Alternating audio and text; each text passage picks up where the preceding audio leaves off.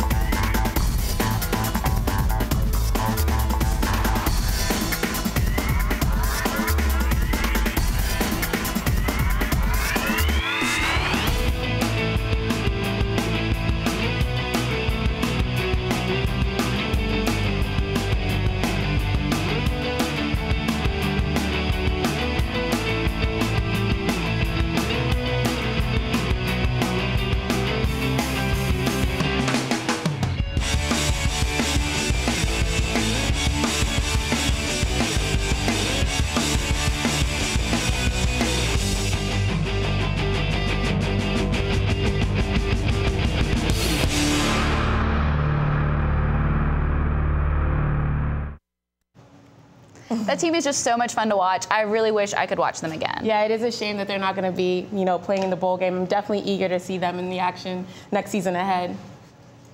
There were a lot of those touchdowns in those highlights, which leads to this season's hidden stat. The offense scored the most points in Carolina history, 487. The previous mark was 421, set back in 1993. The Heels' 40.6 points per game are also the most in school history, taking the record again from the 93 team. Carolina scored 40 or more points in 5 games this year and 30 or more points in 9 games. And it's almost the end of the semester, which means it's time for finals and grades. Yeah, I'm definitely not looking forward to that. But football season's over, so it's time to grade Coach Fedora's first season as head coach of the Tar Heels. And joining us live in the studio is, not for the first time, is football reporter Mike Rodriguez. Yes, F.A., I'm not ready to get graded myself, but I am ready to hand out some grades. I've broken down the offense and the defense in Fedora's first season. Let's start with the offense. Fedora's offense gets an A+. The offense broke so many records, I can't list them all. Points, total yards, passing yards. Even the rain couldn't stop the Heels this season. You see Quinshad Davis score against Idaho earlier this season. And you look at individuals like Bryn Renner. He set school records for completions, passing yards, and touchdowns, getting all 3 of those stats on this TD grab by Sean Tapley. Davis set school and conference records for a freshman wide receiver in both receptions and yards. And finally, Eric Ebron had the most catches for a Tar Heel tight end, you see right here, in school history with 40. And guess what? I didn't even mention Gio Bernard in all that. He's this season's MVP and gets an A-. Fedora really used him well this year. He was a Heisman Trophy contender. You remember the bandwagon I built earlier this season.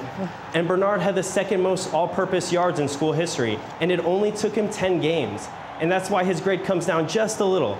He wasn't very durable, missing 2 full games, both of which UNC lost, and action from several other games. And let's not forget what he did in the return game. Everybody remembers this play right here, single-handedly beating North Carolina State. I could watch that all the way to Christmas. And Sefe, the Heels broke all the records in only 12 games this year because of the bowl ban. I mean, the offense is definitely exciting. It was definitely fun to watch them run and pass all over everybody. Not as much fun to watch other teams do that to us, though. What do you think? Absolutely not. At times, it was unbearable to watch the Heels defense. Yeah, well, you had some pretty high grades for the offense. I'm a little curious about what you have for the defense. Any grade inflation there? Whoa, what are you trying to accuse me of here? The offense deserved its high grades. And you know what? The defense will earn its grades too. And here are the grades for the 2012 Tar Heel defense. The defense gets a D+ this season. Ouch, D+. I hope I don't see that on my transcript. The Heels gave up 308 points. 308. 68 of them to Georgia Tech. That's completely unacceptable. They had 2 weeks to prepare for the Yellow Jackets. The secondary was particularly weak, giving up more than 3,000 yards through the air this season. Just up, there you go, another completion. Kevin Reddick is the MVP of the defense, though. We still gave out an MVP. Senior linebacker gets a B for his play this season. He had the second most tackles on the team, and he led the team in both tackles for loss and sacks. He was the captain of the defense, and the defense played so poorly this year, that brings his individual grade down just a little. And there's really no excuse for how poorly the defense played this season, Sefe. Yeah, I mean, it doesn't make sense. They have all that talent on that unit. Absolutely true. And there's still a lot of Butch Davis recruits on the team and several NFL prospects, but we'll get to those later in the show. Well, so Mike, is there anything encouraging from this year's defense? Of course there is. Guys played really well on the road against Miami and UVA, both wins, but they didn't play that way the whole year. Well, I'm sure Tar Heel fans hope to see improvement next year. Okay, now, Mike, so give me your grades for Fedora. The grades for Fedora? Absolutely. There's a lot of positives to take away from his first season, some negatives too. So here's the overall grade for Fedora and his coaching staff. They get an A-. Some positives, like I said. Fedora's Heels won the Coastal Division. He had 8 wins this season, the most for a first-year Carolina coach since John Bunting in 2001. Let's hope that's where the similarities end. Fedora also beat State, which got Tom O'Brien fired. I didn't say that. And we already talked about his record-setting offense. However, there were some negatives from the season. Lost to Duke and the poorest defense. So there are still a lot of things to improve for Fedora for next season, obvious area being defense. Can Tar Heel fans expect to see improvement on the defensive side of the ball? Actually, at Southern Miss, the defense got worse from Fedora's first year to his second year. It gave up more yards and more points. So not exactly what Tar Heels want to hear. No, not exactly. The defense showed signs of brilliance this year, though, and they just need to become a little more consistent. And Fedora is a strong recruiter. Yeah, he is, on the offensive side of the ball especially, so maybe we just focus that to the defensive side. Completely agree. I'm sure that's what all Tar Heel fans want to see. That was Mike Rodriguez doing his best impression of a professor live in the studio. 10 Tar Heels were named to the ACC All-Conference football teams. Media members voted for Tar Heels as first-team selections. Running back Gio Bernard, offensive guard Jonathan Cooper, defensive tackle Sylvester Williams, and linebacker Kevin Reddick earned the honor. Bernard was also the first-team All-ACC special teams player. It was tough for the basketball Heels up in Indiana. Sure was, but we'll tell you how they blazed past the Blazers after the break.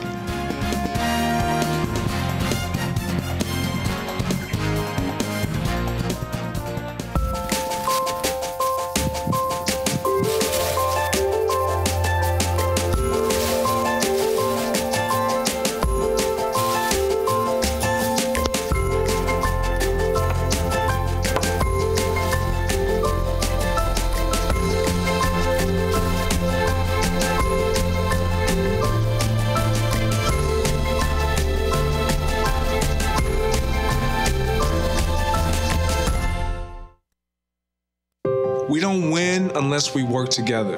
It's how we play our best. It's how we survive on the field. Now that same teamwork can save 13 million people affected by the famine, war, and drought in the Horn of Africa. Go to this site and forward the facts to everyone you know. The more people who know, the more money we can raise. And the more money we raise, the more people we can help. Because saving lives doesn't take a lot. It just takes a lot of us.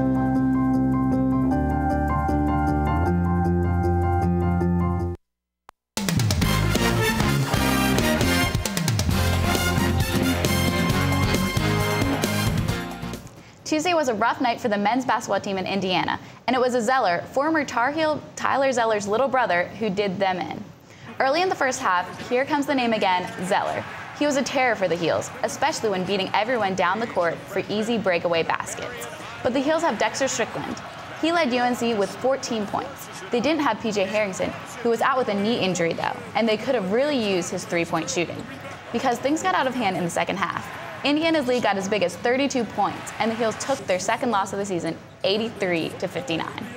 Guys, that was a horrible game to watch. I just really wanted to turn it off after the first half. I mean, I hate to use colloquial language, but we got rocked by the other Jets. There was no heart or pride or anything. It was horrible. Well, I mean, we're a young team. We have Marcus Page, Bryce Johnson, and Joel James, all freshmen who are getting pretty significant play time. We just have to grow up a little bit more. I mean, Leslie and Dexter are only seniors, and they've been out before with injuries. So once we grow up quickly, which hopefully we can do, then we should be good. After that tough loss to the Hoosiers, the Heels need a big win against a less intimidating opponent. Reporter Johnny Gill tells us what went down at the Dean Smith Center. Came out Saturday night facing UAB without their starting point guard, Marcus Page. Because of Page's shoulder injury, Dexter Strickland assumed the role as point guard for the Heels. I talked to Marcus, and he just said his shoulder was bothering him and stuff like that, so I was ready to step it up. And Leslie McDonald made his first career start. In the first half, UAB kept answering back to keep the game close. For the Tar Heels, it seemed as if they were playing themselves in practice. They played just like we do. They tried to run. They ran the same plays as us. I mean, only thing difference is we have a different personnel, really. Defensively, Coach Williams wasn't at all pleased. Carolina turned the ball over 20 times. Defensively, no one did a very good job, but particularly picking up and building our ball pressure. From the offensive end, it was a totally different story. It started from the paint with James Michael McAdoo. Look at him turn, face and knock down shot after shot. He had 15 points and 12 rebounds. In the second half, three-point shooting was the story, and the star of the night was Leslie McDonald. He set a career high with 24 points and 5 assists. Look at him shoot from the arc. He was on fire. In my head, honestly, I couldn't miss. Every shot that I shot, I thought was going in. And that's how the Tar Heels managed to end the game 102-84 against UAB. The Tar Heels improved to 6-2. Reporting in Chapel Hill, I'm Johnny Gill. And the Heels, of course, delivering that loss to a familiar face. That's right. Former Tar Heel assistant coach Jared Haas came back as the head coach of the Blazers. You can see Haas right here next to the Tar Heels as they warm up, but that is a green tie he's wearing. Before the game, Haas may be trying to find out if Coach Williams plans to use the same offense as last season. Haas played for Williams at Kansas in the 90s before working on his staff from 1999 to 2012. But now Haas has his own huddles, and he has 4 career wins so far, only 676 behind Coach Roy. So, Coach Haas, what's it like being the enemy at your own homecoming? To say that it was strange and awkward playing against North Carolina is an understatement. Never knew what it would be to feel like that way, but once the game was going, I was very into the game and trying to get our team to play the best we possibly could, but it was a unique environment. And another former Tar Heel, Haas's director of basketball operations at UAB, is Bobby Frazier. That's the same position that Haas held at Kansas in his first job under Roy Williams. And the women's team also took part in the ACC Big Ten Challenge. The Heels took on Ohio State. Madison Way joins us in the studio. Madison, the Tar Heels have had a lot of success this season. Did they keep their winning streak going? Well, they kept their home winning streak, but it was a pretty big challenge. It's exam time, and the Tar Heels aren't just being tested in the classroom. They're facing Ohio State, which is the highest ranked opponent this season. So did they pass the test? Barely. The Heels edged the Buckeyes 57-54. It couldn't have been a more perfectly paired matchup. They're a very good team. I think picked second in the Big Ten and ranked, 15th. Ohio State made 21 of its field goal attempts. North Carolina hit 19. Ohio State had 40 rebounds, North Carolina had 42. But in the end, it was one player who put UNC on top. Tiara Ruffin-Pratt. Ruffin-Pratt finished the game with 11 points and 4 rebounds. And it was what she did in the last 44 seconds that mattered the most. With the Heels down by 1, Ruffin-Pratt swiped the ball from the Buckeyes and powered down the court for an easy layup. And then I tipped it up high and then ran and got it, I guess. On the next possession, Ruffin-Pratt stole the inbound pass, then made a contested layup to give the Heels the 3-point lead. Ohio State called a timeout with 17 seconds on the clock. The Buckeyes attempted to push the game into overtime in their final possession, but who grabbed the missed 3-point try? Who else but Tiara Ruffin-Pratt. And I guess it's really true what they say, you win some, you lose some. That winning streak was snapped against number 16 Tennessee on Sunday, 57-102, which is a 45-point margin. And, you know, I haven't seen anything like that since they lost to UConn last January. We all remember that, 86-35, a 51-point margin. So we've had a couple of tough opponents. Coach Hatchell said those high-level games are preparation for the NCAA tournament, though. Which other tough opponents will UNC be facing this season? Well, like I said, they're preparing for finals too, so they're taking it easy. They only have one game. Radford will be playing here at the Carmichael Arena on Wednesday. I probably need to start preparing for those two. Thanks, Madison. That was Madison Wade live in the studio. And frustration, sadness. That's the look on the faces of the men's soccer team after its early exit from the NCAA tournament. Well, we'll talk more about those Heels right after the break, so stick with us.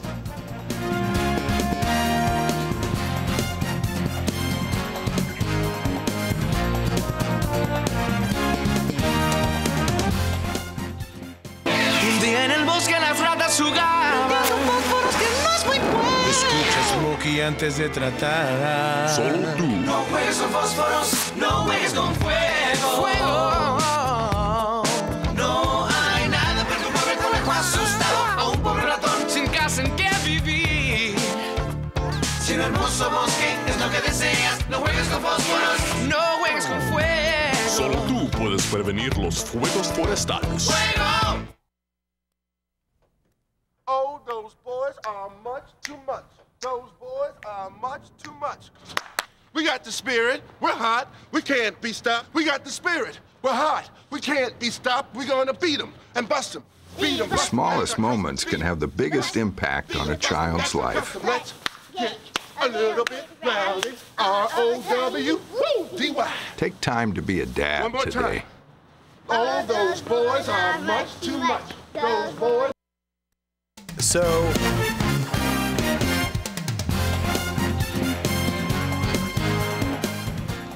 For the first time in 5 years, the men's soccer team isn't in the College Cup. The Tar Heels fell to number 16 Indiana during the NCAA quarterfinals. Claudia Plazas tells us more about the disappointment. Frustration. That's the word to describe the players' expressions after the loss on Friday night. In front of an unprecedented crowd, the Tar Heels failed to advance to what would have been their 5th consecutive shot at the championship. The first half of the game ended with no goals. UNC had 4 shots and didn't let Indiana take even one. But 15 minutes into the second half, the Hoosiers managed to score. And even with a total of 13 shots, UNC couldn't come back. Coach Carlos Samoano said his team should have been more precise offensively. When we had our moments, we didn't take advantage of them. So in the end, you have to kick the ball in the goal more than the other team or head it, and they did that. It was a busy game for the referee, with 26 fouls and a couple of close calls. The crowd asked for a penalty on this brutal charge at the end of the game, but the official didn't call it. This was the last game for seniors Scott Goodwin, Daniel Tenus, Martin Murphy, Cameron Brown, and Captain Jordan Gaffa. Gaffa said the result didn't reflect his team's effort. I didn't think we played terrible. I thought we played pretty well, actually, and that's the way it goes. Overall, the seniors finished their careers with 69 wins, 3 College Cup appearances, and the 2011 national title. In Chapel Hill, I'm Claudia Plazas. This loss was the first home defeat for the Tar Heels since September 2010. I apologize. They had 40 straight wins until then. It was the second longest streak in NCAA history. And some more bad news, this time for the volleyball team. That's right. The Heels took on Iowa State in the second round of the NCAA tournament. Down a set, senior Cora Harms was serving to take the second set for the Heels. And after a long rally, back and forth, nobody wanting to put anyone away until freshman Victoria McPherson got to one of her 11 kills to tie the game up. Carolina and the Cyclones split the next 2 sets, forcing a 5th set. Down set point, the Heels' fight to prolong their season came up just short. Carolina finished the season 26-6 overall and 16-4 in the ACC. Will Gio Bernard dodge the draft and stay in Chapel Hill? A look at his and other football players' NFL prospects coming up.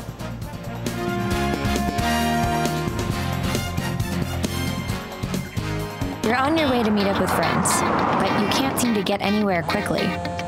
You don't want your friends to be annoyed, so you text, "You're on your way."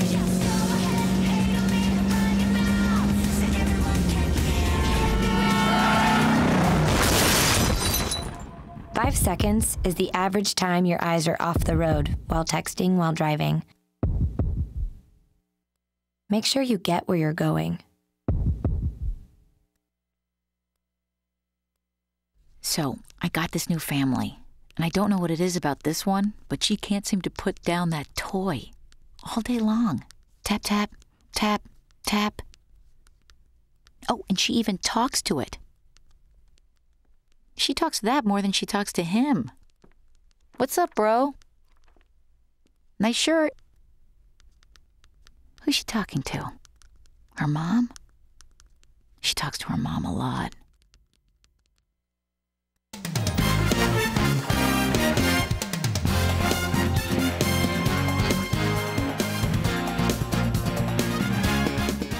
Football team might not have had a stellar season, but there are a few standout players who will be playing in the NFL next year.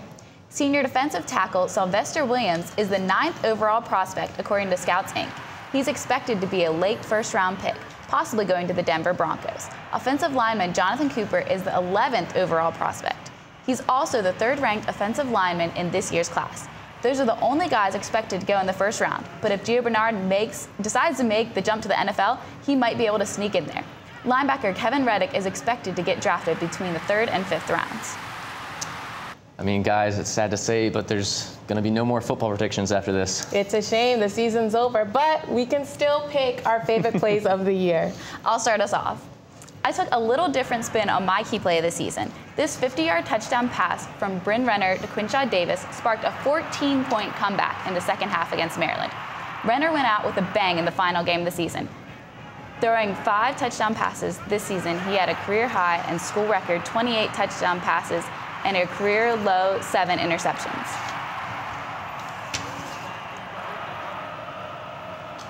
Renner proved that he could carry the team on his shoulders with his heels need him the most. I'm expecting a lot from this pair next year as they get more practice time in Fedora's spread offense. And my key play is more like plays, 16 of them to be exact, or however many fit in the 30 seconds. Freshman wideout Quinshaw Davis set an ACC freshman record with 16 catches for 178 yards in a breakout performance against the Virginia Cavaliers. He finished the season with 61 catches and 5 touchdowns, both team bests. And those stats rank 2nd in ACC history by a freshman. I still can't believe it's only his first year. Imagine what he can do next season. All right, since no one else is going to state the obvious, my pick for the key is, of course, going to be Gio Bernard's punt return. I mean, I can watch this thing again. There it goes. And again. And again. Just one more time for good luck there. I mean, it got the crowd going. It was exciting. And overall, it was just really, really exciting. And for me, it's obvious pick. And just because I like it so much, here it is one more time. Carolina fans are also spoiled with a lot of national titles. We call ourselves the University of National Champions for a reason, because we win a lot of NCAA national championships. Just how many? Here's this year's extra point. The first-year class of 2012 got its first NCAA championship thanks to women's soccer. 1976, almost 40 years ago, that's the last time members of a first-year class at UNC didn't witness an NCAA title in any sport. Since 1980, when they graduated, the Heels have won 38 NCAA championships. Those alums are now 54 years old. Guys, that's an incredible stat, but unfortunately that does it for this edition and this semester of Sports Extra. Thanks for watching this week and all semester. Yeah, we just want to thank everyone for supporting us, and have a good night.